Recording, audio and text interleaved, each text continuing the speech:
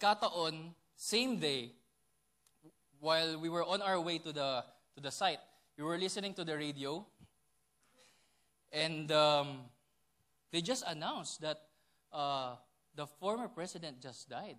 So what am I talking about? That's Cory Aquino. So sabi ko, grabe, ano? Iba talaga yung cancer. Kala mo, doktor no? Pero MMA, by heart. Grabe talaga yung cancer. So the whole day ngayon na nagcha-charity ako, I'll keep on thinking about that, no? You know, when you do charity, you do things and then resonates to your heart right away, di ba? Kasi when the kids, when they open their mouth, you feed them with food. Oh, wow. As if you've never seen a guy, di ba? So anyways, it was a very fulfilling day. Until, nung natapos na yung araw, of course, you'll go to a convenience store to grab some snack, get yourself a sandwich, and then a drink. When I was about to pay the cashier, got some money in my wallet. Walang wallet ngayon. I handed her a 500 peso bill. When I handed her the 500 peso bill, that moment gave me an idea.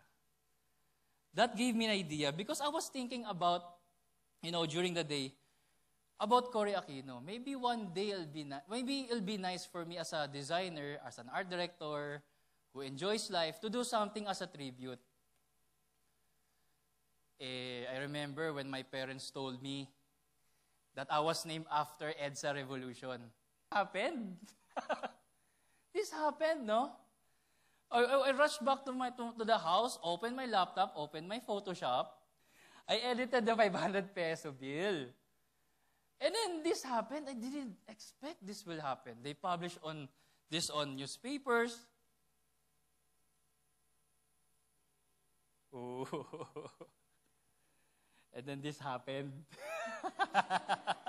Sabi ko, babalikan ko yun. And so I went back, no? I went back. Kinikilabutan ako because it is that true. Babalikan ko siya. Binildian tayo eh. Binalikan ko siya. Ito yung poster. I did an art installation thesis in our library, no? And the title of my art installation exhibit is Change for Change. And this is one of those campaigns. How bad do you want change? Parang ilalim. Hugot sa akin. Hugot yun. How bad do you want change? So ito yung binalikan ko. And then when I went back to the school, dala-dala ko sila lahat. Sabi ko, sama kayo sa akin. Sponsor kayo lahat.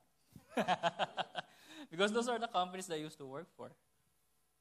So, properly, I said, I will leave muna work to finish school. To share to you guys what happened there with my exhibit, since na-publish na siya na yun yung proposed design, one day ipiprint na siya ng government. You know what I did with my thesis? Imagine, I went back to school, pinalitan ko pa yung thesis ko just for this, ha? Baka niyo yung gagawin ko. Pinrint ko siya mag-isa. 2 stickers. As part of the program of my art installation, I printed them 2 stickers.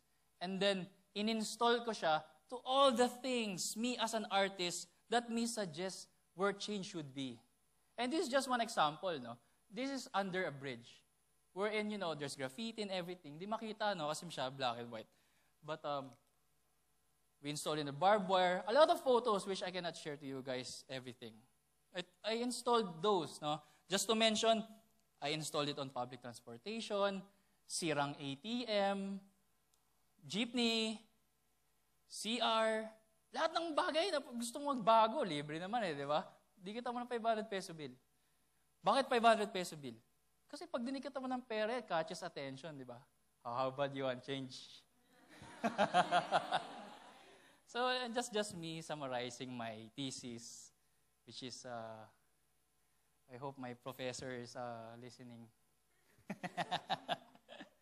So, more photos. So, kagulo sila kasi sabi na, pera, pera, pera. Ganun, di ba? Everyone's excited. Pag pera na eh. Imagine, sticker pa lang yan. O, di ba?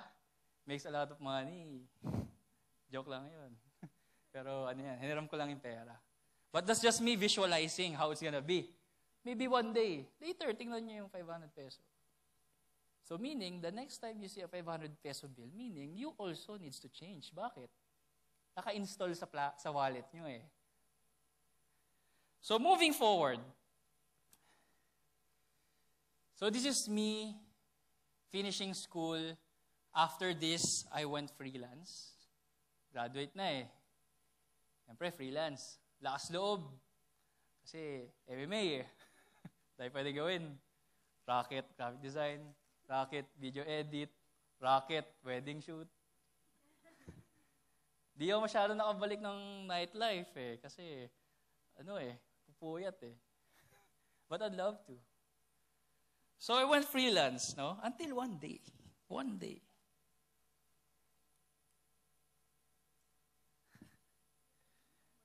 One day, I got an offer with the biggest company in the country, SM. I made sure naka-necktie ako dyan kasi, corporate world. Kasi parang during that time, it was the hardest decision that I'll make. Imagine my life being in the creative industry, all this environment, it's different. And then what? I'll put myself in an office? At SM pa. Sa lahat naman ng korporasyon talaga. Di ba? But I took the challenge. That's now where change in myself continue to happen. That's now change myself continue to happen. I took the challenge. With me working with them with almost 4 years, to share with you guys, it was hard. But those are the hard things that I deserve. In those 4 years, I was wearing an art director's hat, walking in the corridors of the office with the marketing manager's shoes. 4 years. I was like camouflage. Parang ganun yung feeling. Things like, ako yung kliyente, ako rin yung ahensya. What do I mean by that? I work on my own. Multimedia arts eh. Kung ano yung pwede kong gawin, I'll do it inside. Tama? Wala tayong magagawa as if may choice ako, di ba? So I did that. I took the challenge, no? And I didn't mind again. I didn't mind. Although it was a good pay, very good pay. I didn't mind until this thing happened. What is that? You're looking. Anong nakikita nyo? That's a bus. You're looking at the very first retail bus in the country.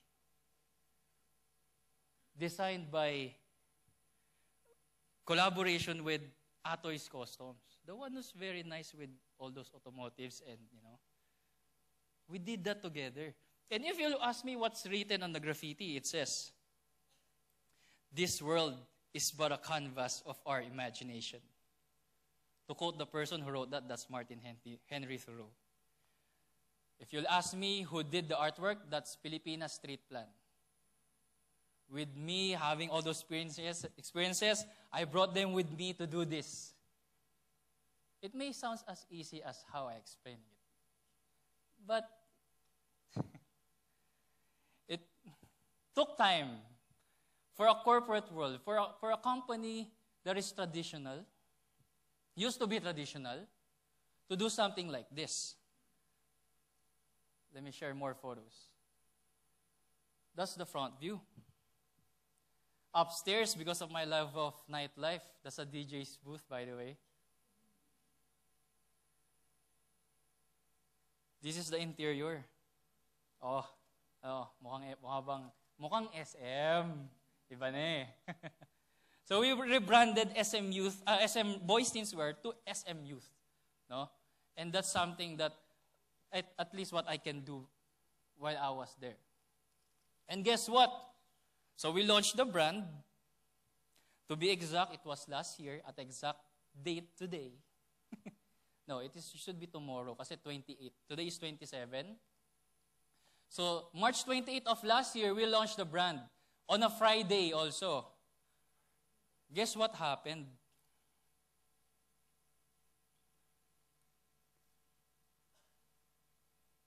I filed my resignation. I filed my resignation simply because I realized I have already served my purpose. I've been walking my life in the office wearing the art director's hat, wearing the marketing manager's shoes. Maybe it's time for a change.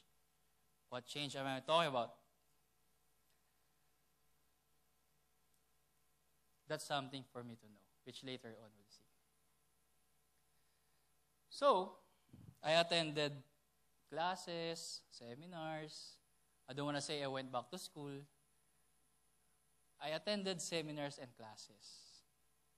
More to develop my skills, my knowledge, my talent, as me responding to change.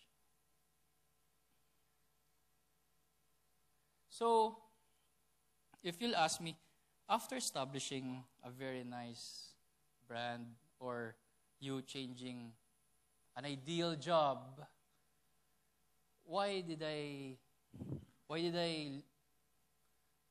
leave? Well, let's do a recap. I was a photographer, and I'm still by heart. That's my perspective, that's my vision.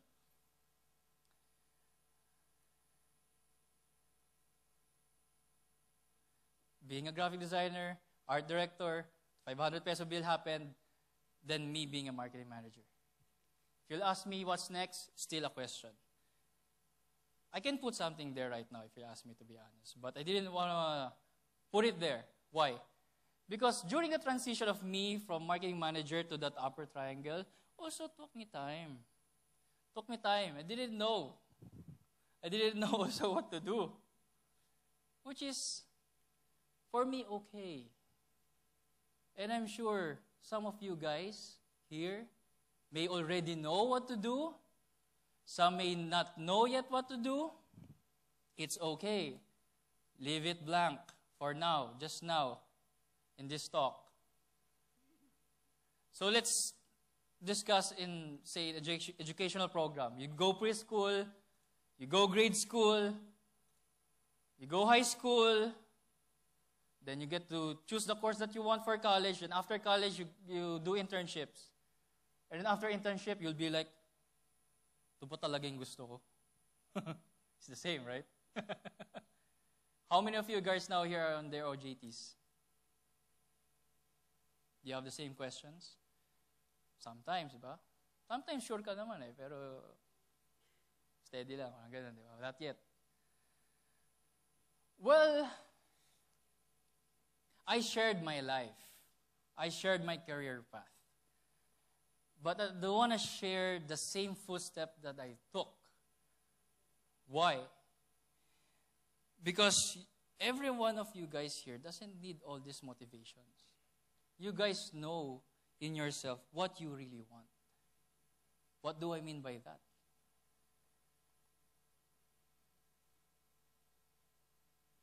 When you start focusing your life on making a living, that's when you start looking at, I heard from DJ Yurik, when you start looking at the figures.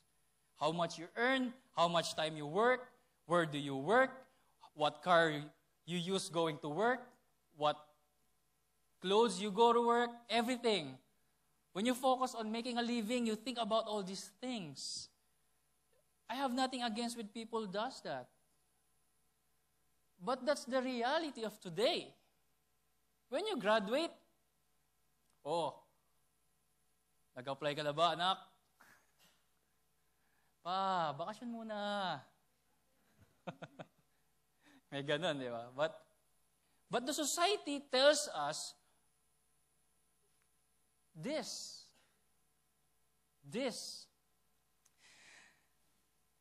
And that is something that I'm not familiar with. Biglang taas ng sarili, eh, no? No, this is something I'm not familiar with. Why? Because this is now what I want to share with you guys. If you focus on this, then that. But if you make down the change that you want to see, when you see things this way, making a life, that is me saying you leave that upper part blank. That's why it's a question mark. Not because you don't know what to do, but simply because you allow life to unfold in your face. And my friends, when you allow yourself to do this is when miracles in life happen. This is when sneezing happen. That's when the real change will happen.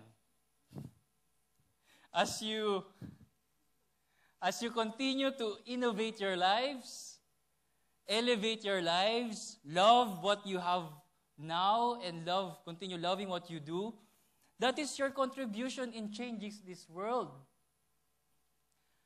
That's your contribution in changing this world. To be what?